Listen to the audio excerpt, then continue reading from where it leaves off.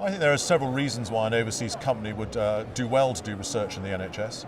I think we have access to a large and very varied group of patients. I think we have consultants that are interested in that type of research. And also I think we have a very well-formed regulatory system for healthcare research and also for medical device research. And we have undertaken a range of products from large and small medical devices through CE marking, through FDA, 510K and PMA approval.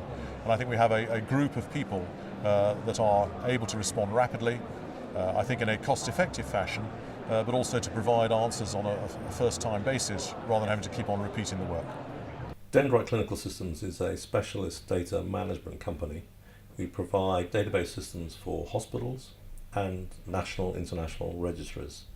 And alongside that we have a data analysis consultancy division that produces database reports. So we have joined up end-to-end process from data collection all the way through to turning data into information to improve patient outcomes.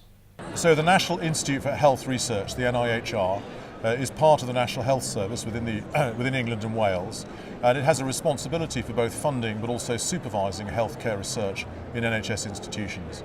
And my particular contact with them is that they fund us to be the Trauma Management Health Technology Cooperative, which is a very complex sounding set of words, but our role is to identify healthcare needs within trauma and then to try and source technology-based solutions. For medtech companies looking to do research and commercial activity in the UK, there are three main tax benefits.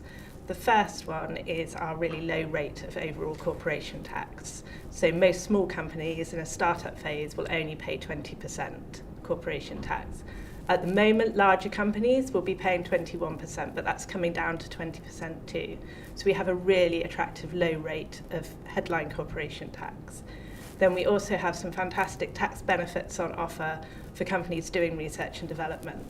The most popular one that's been around for a while is research and development tax relief, where for a small company, in addition to the normal deduction that you would get for spend on research and development, you get another 125% on top of that tax relief. So that's a really attractive tax relief, particularly for small and medium companies. The relief is there for larger companies as well, but it's not quite so attractive. Then we have a new relief that's just come in this year called Patent Box, which is effectively a 10% rate of tax for income derived from patented products. So for medical companies, where they can patent their products in the UK or the EU, there's effectively a 10% rate of corporation tax for income from those products. We've had a wide range of interests. We've done a number of things. We've supported existing grant applications, and those have been in things like artificial ears for use in patients with traumatic deafness. They've been used in specialised dressings for burns. And then more recently we've had a number of projects, and they range from simple surgical tools to use in the debridement of leg fractures. And then we have our own project, which is to develop a smart trauma monitoring system for use both by paramedics and also in emergency departments.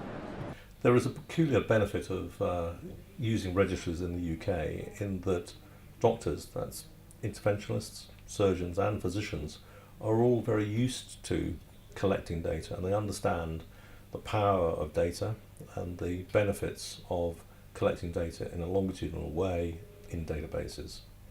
This has partly been driven by Sir Bruce Keogh, the NHS medical director, who has a mantra that says that you haven't finished the case when you put the last stitch in, you finish the case when you put the data into the database. I'm fortunate. I've sat on one of the NICE committees for many years. I've sat on NICE interventional procedures, and there is no doubt that the commonest reason I think we struggle to give advice is lack of evidence. And I think that we're looking for the evidence required to get a device through regulatory approval is often quite limited. And I think the requirement for post-market clinical follow-up evidence is increasing all the time. And I think that any medical device company that wants to get anything other than the very simplest device on the market needs to think about doing an extensive amount of post-market clinical follow-up work.